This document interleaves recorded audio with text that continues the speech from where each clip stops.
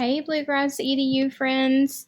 Our post for today is virtual meet the class ideas. So these are all things that you've probably seen before, but we just put them in a virtual format. So we've got a Google slide deck for you here. And the first page is just some introductions. It's just pretty much exactly what I'm getting ready to talk you through today. First idea is probably one of my favorite ideas that I almost always did with my littles. I've done this with very young children up through fourth graders. So I believe this would work for lots of kids. It's the me bag idea where you send kids home a paper bag or they have a paper bag or a box. And they put in a few artifacts or objects from around their house to introduce themselves. And I think this one's really fun if you also do a me bag or a box. So things that kids could put in is they could put in a favorite hat, they could put in a sticker of their favorite sports team or a printed picture of their favorite sports team. They could put in a picture of their family. There's a million ideas, but basically it just lets you know a little bit about the child. One thing I've done for each one is I've also put a blank version on there. So this one has the words already on it that I typed into Canva. I actually created all these backgrounds in Canva, and then I just inserted them. This is a good little trick to know if you haven't done this before. If you just click background, you click choose image, and then browse, and then you can pick any picture that you have, and it will put it in as the background image. So I created these backgrounds in Canva. But I realize you may want to change the directions or change the task a little bit, so I've also put in a blank copy of each one for you. This is one you've probably done before. It's the recipe for me, and it's showing up a little bit small right now because I put a comment in there for you.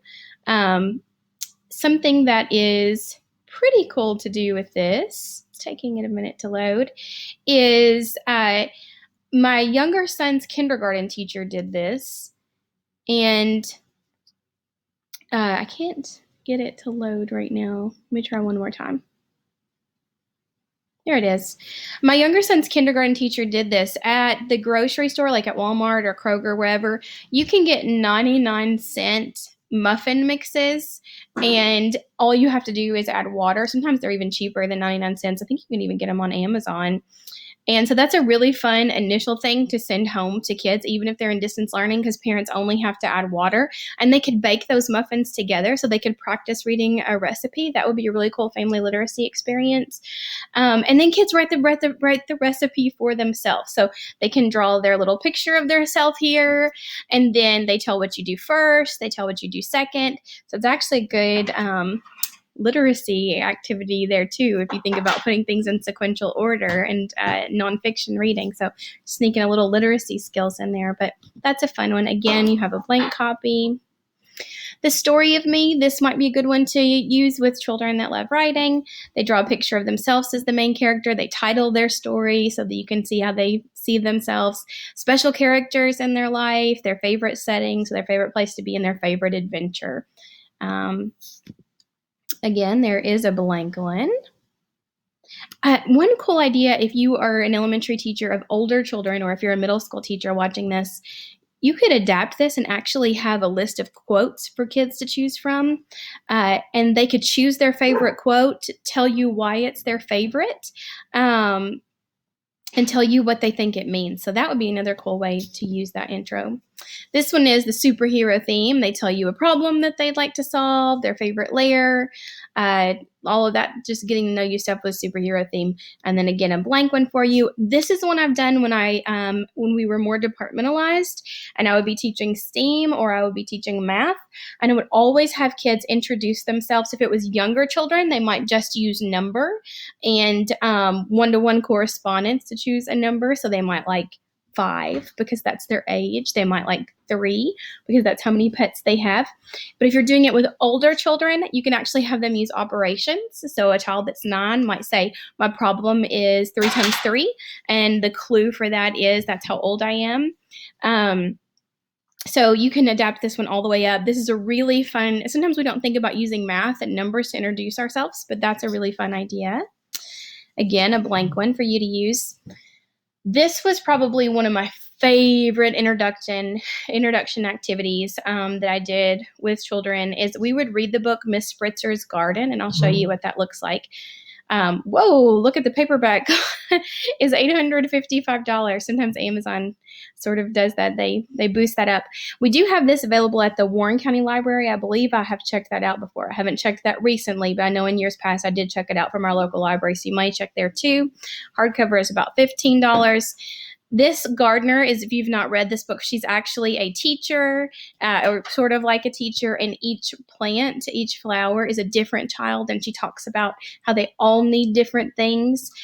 So after we would read that book together, then I would have kids draw the picture of themselves as a flower, and then I would have them tell me the things that they needed to grow. And I'll tell you about how that you could some ideas for how to do this virtually too, other than just printing it off and giving it to children. This is just a me map. This is basically like a mind map, but they would draw their picture here or write their name and then just tell you 3 things about themselves. Pretty self-explanatory there. This one's more like a ranking. So it has some descriptors here, and they tell you how they feel about it. And I put a blank one in for you. If you're working with younger children, you could even have pictures of things, like a picture of people working together, a picture of people working on computers. This is this or that, and they choose if they like sunny or stormy, books or computers. So they just circle on this, or they just tell you on this. And I put in, if you would rather have words or have different pictures, then I put in a blank this or that for you. This is more of a simple one. That's just, these are my list of my favorite things, just like some of those organizers that we used to do with kids, and the getting to know you, like almost like a scavenger hunt or something, where they would find someone else that's like them. So you could do that. You could have them raise their hand if your favorite number was also even, or you could just have them fill it out and submit it. And again, there's a blank one. So let's go back and talk about, well, what is this virtual? Because right now I've told you about how I use them all with children face to face. If I want to change these to be virtual, then my personal preference of what I think I would do is I would do Flipgrid. So there are 10 ideas for you, and you pick one that works for your kids, or I guess you could do it like a choice board too if you wanted to. I might pick the Me Bag. That's always been, that and Miss Spitzer's Garden were my 2 go-tos. And I would, in Flipgrid, film a little video of myself doing my Me Bag, and then I would invite children to film theirs. And then I'm talking to you as if you have used Flipgrid before. If you've not used Flipgrid before, let us know that, and we'll be happy to film a how-to for that, like we've done for some other pieces of technology. But the kids would then record their own videos below of showing their own Me Bag or their own flowers. They can just draw it on a piece of paper and hold it up. They could print it off. They could actually do it on, some of these they could type directly in Google Classroom and Google Slides. For example, if you're doing the recipe of me, they could, I wouldn't send them all of these. I would send them just the one that you're going to do. Put that in your Google Classroom or your virtual classroom.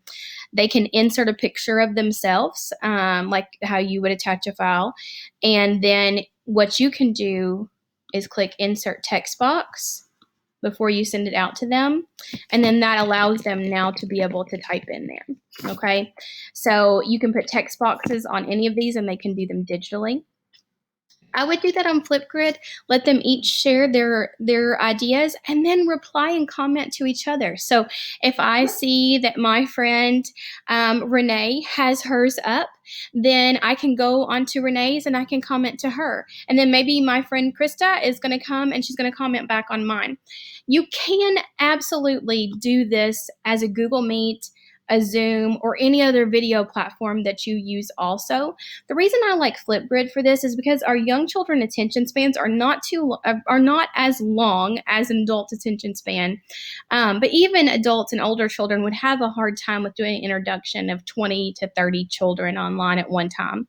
So I like Flipgrid because you can do it in shorter spurts. They can do it over a period of days or weeks even. So anyway, that's how I would do these. You can certainly use them with Zoom or Google Meet. I think Flipgrid is perfect for this, but I hope that this helps you sort of think about, okay, I could send these out through my Google Classroom, or I could attach one of these on my virtual classroom. I record myself talking about these, and then the kids can share theirs back. So hope this helps. Hope you like these ideas, and we will see you soon. Goodbye.